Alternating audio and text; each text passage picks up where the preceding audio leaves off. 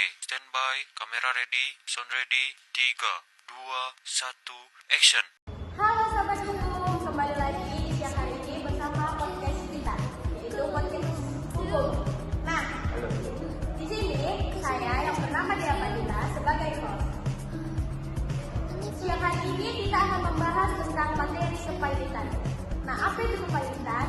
Nah, tanda tanya kan? Nah, di sini saya akan mengundang narasumber kita yang bernama Abang Dari. Selamat datang, Bang. Halo, sebelumnya saya Bang Ali Arahan. Saya menjadi fakultas Syariah dan Hukum, tepatnya di jurusan Hukum. Sekian dengan saya. Oke, langsung aja kita kupas pelan-pelan biar Sobat Hukum di rumah pada tahu. Nah, kalau dengar-dengar kepailitan itu biasanya dibilang bukan bangkrut. Malahan kalau saya baca-baca ternyata nggak sederhana itu. Bisa dijelaskan dulu sebenarnya sih arti kepailitan di Indonesia itu apa, Pak? Bang, banyak orang harus menganggap pailit itu sama dengan bank. Padahal secara hukum berbeda, Pak. Kalau bangkrut itu istilah awam yang biasanya berarti kehabisan uang. Sedangkan pailit punya definisi khusus dalam hukum. Menurut Undang-Undang Nomor 37 Tahun 2004 tentang kepailitan dan PKPU, kepailitan adalah sita umum atas seluruh kekayaan debitur yang pengurusan dan pemberantasan dilakukan oleh kurator di bawah pengawasan hakim pengawas. Artinya, Pak, ketika seseorang atau perusahaan diputus pailit, secara otomatis seluruh asetnya tidak lagi bisa dikelola sendiri. Semua berpindah ke dalam kendali kurator yang ditunjuk pengadilan. Jadi, Pak, tujuan utama dari kepailitan bukan menghukum debitur, melainkan mengatur pembagian aset secara adil untuk para krediturnya sesuai aturan hukum, Pak.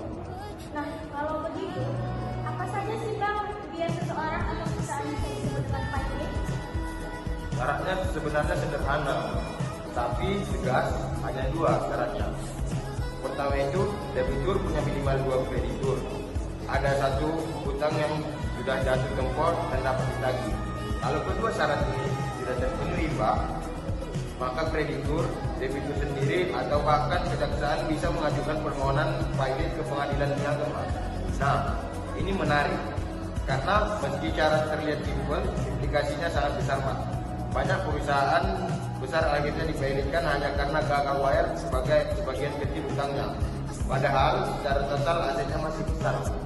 Nah, kalau syarat sudah terpenuhi, terus prosesnya bagaimana? Atau panjang seperti perkara perdata itu biasanya bagaimana? Panjangnya tidak seperti pengadilan di perdata, Pak.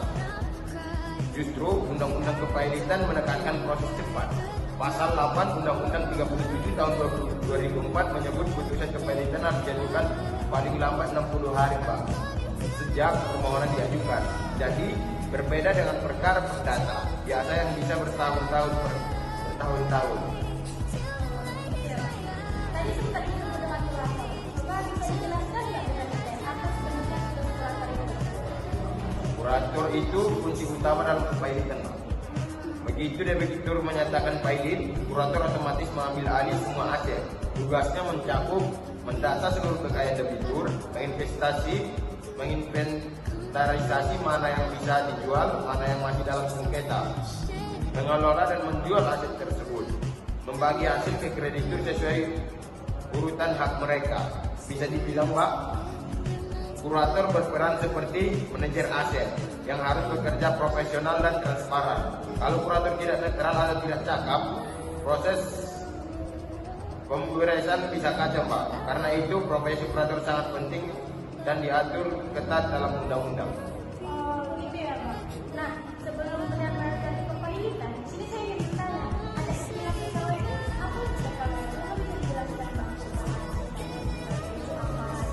Baik, Kak.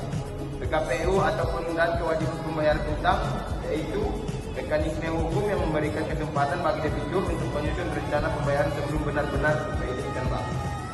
Jadi sifatnya itu preventif. Misalnya sebuah perusahaan masih punya prospek bagus, tapi sedang kesulitan likuiditas karena pasar lesu. Nah, melalui PKPU, perusahaan bisa meminta waktu tambahan untuk melunasi utangnya.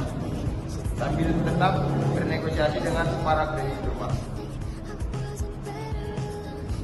Kalau rencana PKPM disetujui oleh mayoritas kreditur dan disahkan pengadilan, perusahaan masih bisa berjalan tanpa akses kreditor. Itu kan tadi PKPM. Sekarang di sini saya bertanya, kalau ada nggak contoh kasus kepanikan di Indonesia yang menarik? Contoh tentang kasusnya yang Maka banyak malahan, Pak. kira-kira itu apa ya? Contoh kasus di Indonesia sekarang yang lagi booming-boomingnya ya? Pak, salah satu yang sering jadi sorotan adalah kepanikan perusahaan maskapai penerbangan, Pak.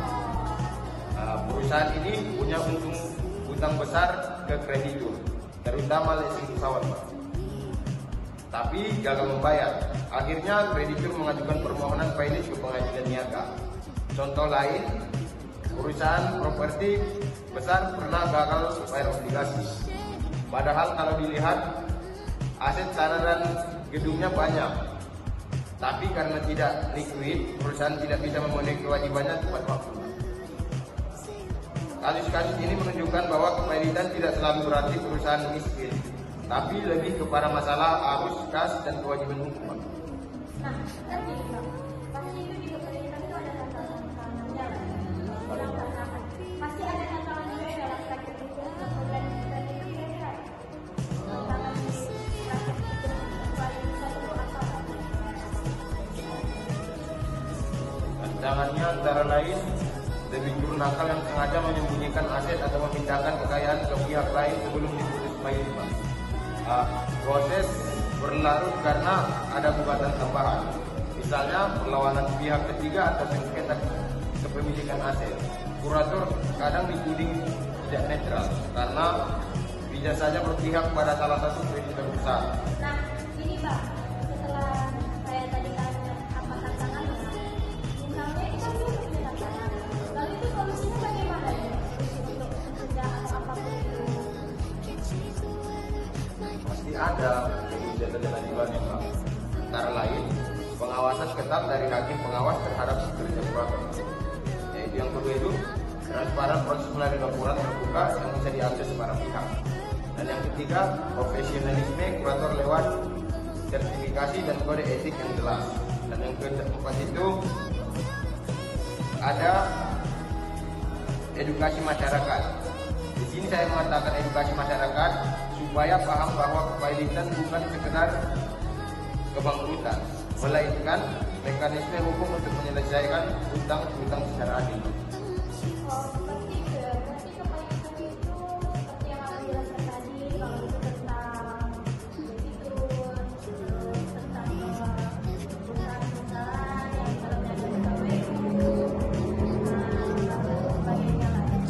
Nah, mungkin saya sampai di sini saja wawancaranya atau dan kalau orang kita juga bisa terlalu jauh terlalu banyak dan juga bisa membahas tentang definisi, syarat dan sebagainya. Nah, saya ucapkan terima kasih kepada Mas Adi. Semoga kita bisa bertemu di lain waktu dan membahas tentang masalah-masalah yang lain. Mudah-mudahan kita diperpanjang umurnya dan kehadiran